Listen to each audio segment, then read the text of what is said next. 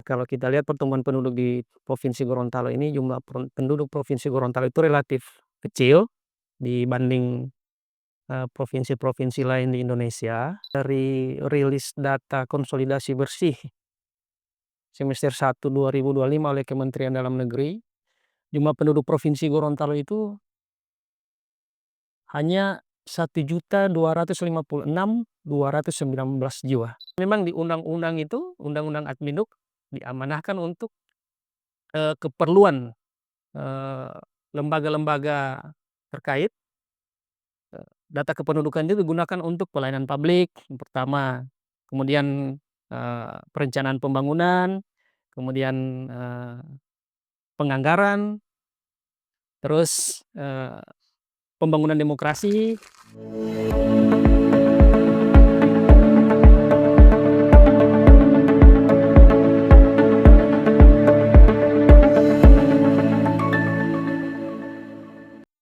Halo teman pemilih, selamat datang di podcast Kotak Suara Komisi Pemilihan Umum Provinsi Gorontalo. Bersama saya Nurul Falah Pakaya. Pada podcast kali ini kita akan menghadirkan narasumber yang spesial yang akan menemani pada podcast kali ini. Kita berkenalan dengan Bapak Fatni Palilati SE selaku PLT Kabid Pengelolaan Informasi, Administrasi Kependudukan dan Pemanfaatan Data Dinas Dukcapil PMD Provinsi Gorontalo. Assalamualaikum Bapak. Waalaikumsalam. Apa kabar hari ini Pak? Alhamdulillah kabar baik. Alhamdulillah. Nah, teman pemilih, keberhasilan KPU dalam pemutahiran data pemilih berkelanjutan tidak terlepas dari peran penting stakeholder terkait, terutama Disdukcapil dan PMD Provinsi Gorontalo.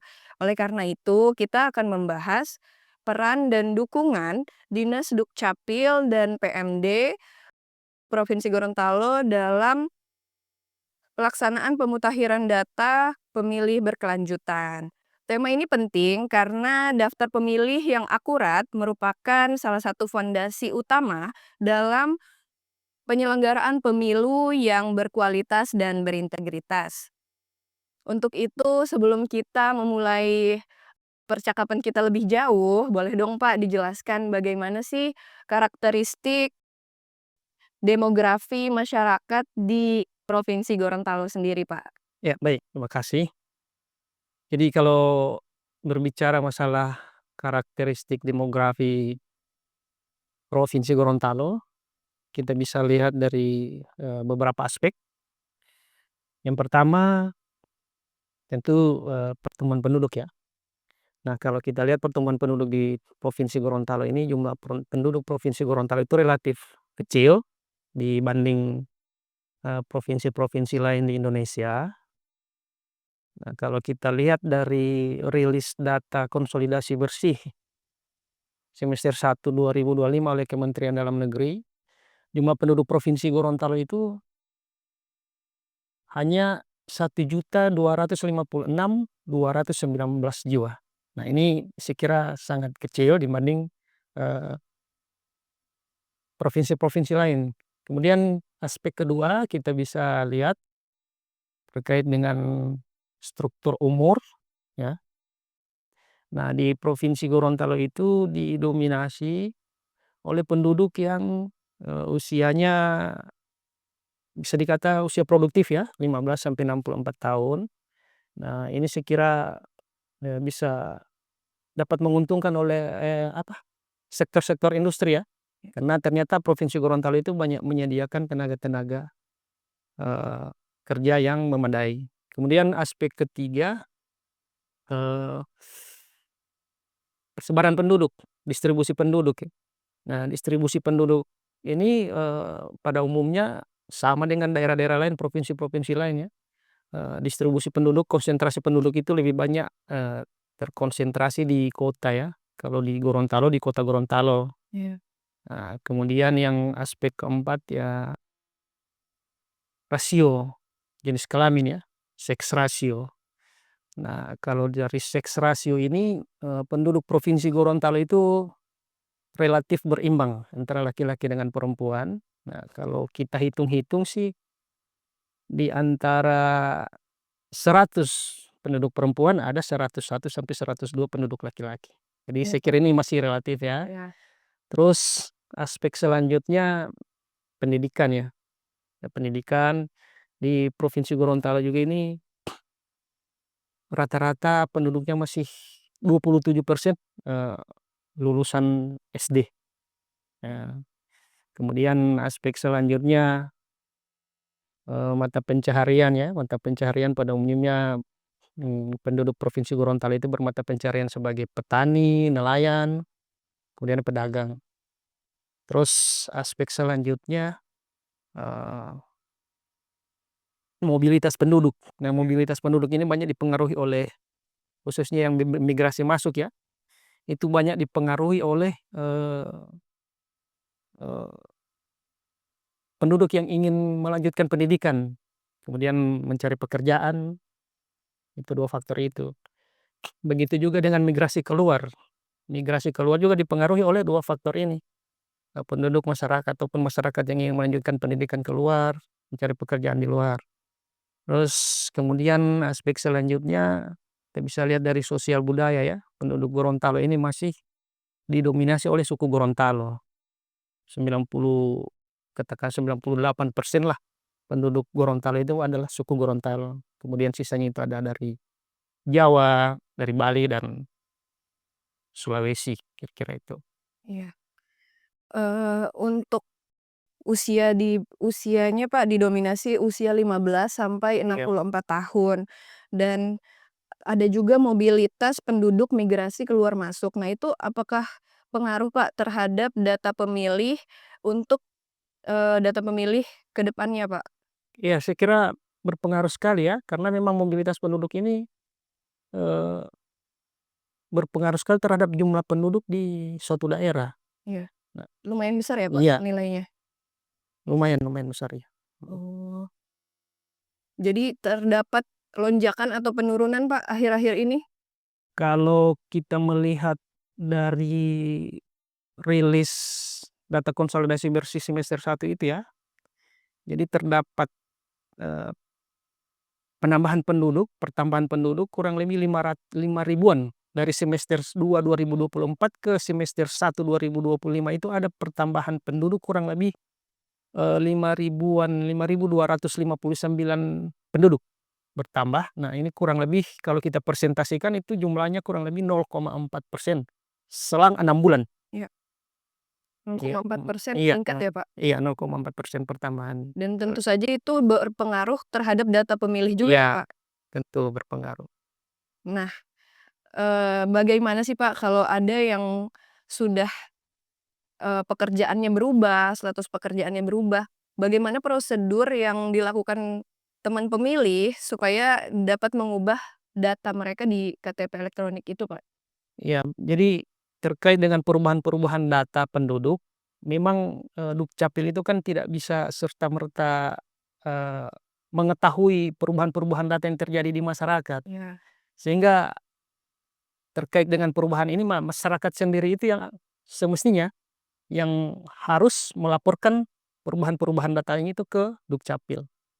Nah, misalkan perubahan pekerjaan, saya contohkan misalkan, ketika ada seseorang yang, eee, terdaftar sebelumnya pekerjaannya sebagai siswa, Siswa, ya. kemudian, sudah, beralih ataupun sudah merubah status pekerjaannya menjadi PNS ataupun menjadi, TNI, TNI Polri. TI. Nah, maka itu harus dilaporkan ke Dukcapil dengan menyertakan bukti pengangkatan atau bukti yang bisa menyatakan yang bersangkutan itu sebagai pegawai negeri atau sebagai anggota TNI Polri. Nah, berdasarkan dasar itu Dukcapil merubah status pekerjaannya, seperti itu. Tapi selain selain dari pengajuan masyarakat, apakah ada metode lagi Pak dari Capil sendiri untuk input data itu?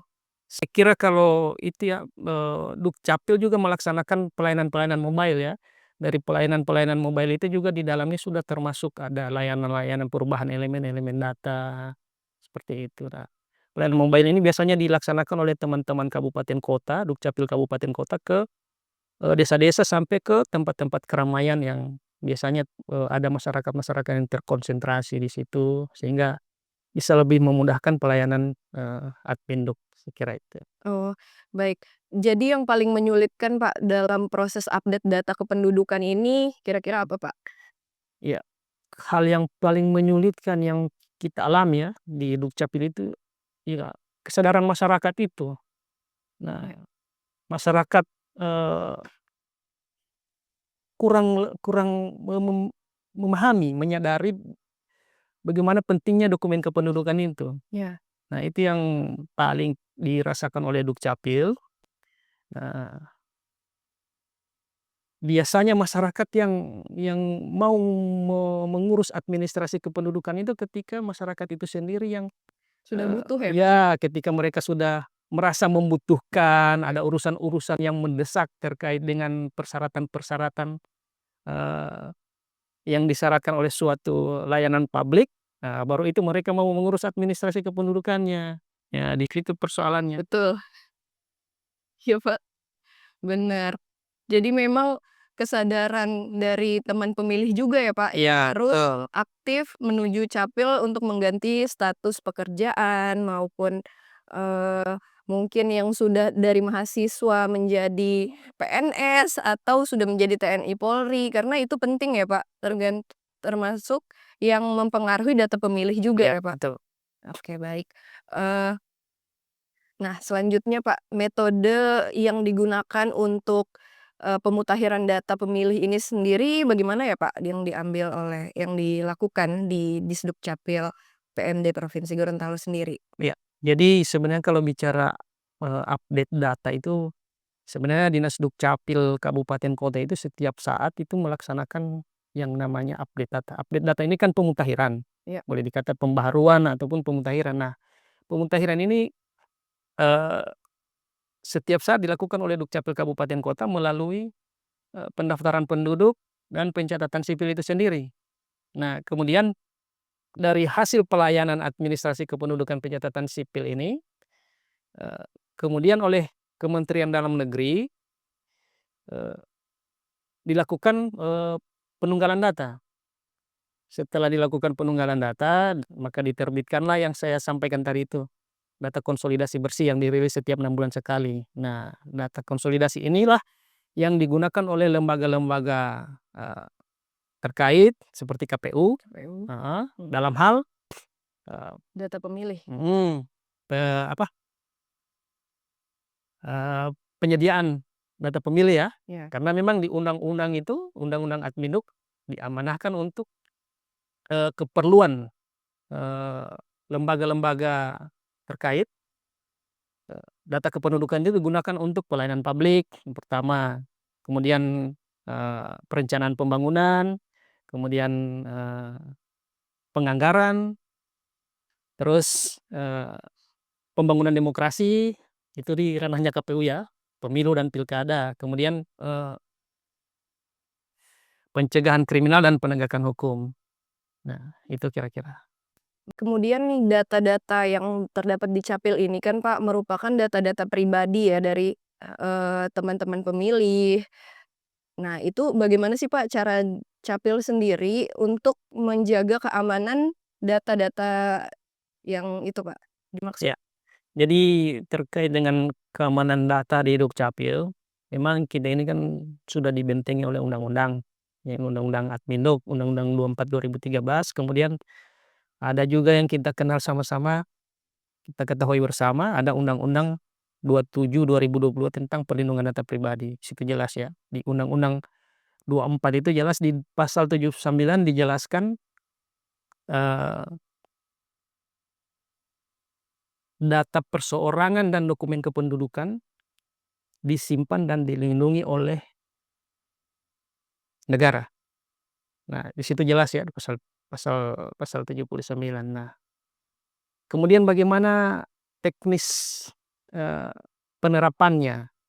Nah, di Dukcapil itu, secara sistem kami menggunakan, jaringan tertutup. Jadi jaringan ini tidak bisa diakses oleh publik. Jadi hanya Dukcapil saja yang menggunakan sehingga, dari sistem ini, data penduduk benar-benar terlindungi. Nah, adapun, informasi-informasi yang kita dengar, pemberitaan-pemberitaan yang kita sering dengar di media-media ya, ada kebocoran-kebocoran data. Nah, alhamdulillah, data itu bukan berasal dari kebocoran-kebocoran data yang ada di Dukcapil. Nah, itu ada di lembaga-lembaga pengguna. Nah, itu sudah terkonfirmasi, sudah ada beberapa yang, eee, terkonfirmasi kebocorannya dan alhamdulillah itu bukan dari Dukcapil. Dukcapil Ya, ya, Pak? Oh, baik. Nah, selanjutnya apa nih, Pak, harapan atau pesan Bapak agar teman pemilih ini mau mengupdate data supaya data-data kita ini valid dan akurat hingga pemilu mendatang, Pak? ya, saya kira hal yang perlu, di kita, harapkan kepada, eee, teman-teman pemilih ya, setidaknya kita itu punya kesadaran untuk, memberikan informasi terkait, perubahan-perubahan data yang ada terjadi pada diri kita, misalkan terkait dengan masalah pekerjaan tadi itu, Pekerjaan. kemudian ada elemen-elemen data yang berubah, misalkan status perkawinan yang sudah berubah, yang sebelumnya belum kawin, sudah menjadi kawin, ini kiranya segera bisa dilaporkan ke Dukcapil, sehingga Dukcapil bisa melakukan perubahan-perubahan data terkait dengan yang, eee, terjadi. Sehingga data Dukcapil itu bisa, eee, ter terupdate, bisa akurat, bisa valid, Ya. ya seperti itu. Dan termasuk yang belum memiliki KTP ya, Pak? Ya termasuk itu, Belum bisa jadi bagi penduduk yang sudah berusia 17 tahun atau yang sudah pernah menikah, itu sudah wajib melakukan perekaman. Nah, setelah dilakukan perekaman KTP elektronik, nah kemudian akan dilakukan pencetakan KTP oleh Dukcapil. iya, dan prosesnya itu bisa dilakukan 1 hari selesai ya, Pak? Ya bisa selesai 1 hari, itu kan tergantung eee, di jaringan juga. Iya, yang penting persyaratannya Iya, lengkap betul. dan bisa diproses dalam 1 hari selesai. Nah, jadi teman pemilih, intinya untuk, data pemilih berkelanjutan ini bukan hanya menjadi tanggung jawab dari KPU atau Disdukcapil sendiri, tapi juga menjadi tanggung jawab kita bersama untuk dapat terus mengupdate data pribadi kita dan agar supaya data kita itu tetap valid, akurat hingga pemilu mendatang. Baik, terima kasih Bapak Fatni sudah berkenan menjadi narasumber dan berbincang-bincang terkait data pemilih di podcast KPU Provinsi Gorontalo. Bapak informasinya sangat informatif dan bermanfaat buat, teman pemilih semua dan terima kasih teman pemilih sudah menyaksikan podcast Kotak Suara Komisi Pemilihan Umum Provinsi Gorontalo. Saya host pamit undur diri. Assalamualaikum warahmatullahi wabarakatuh.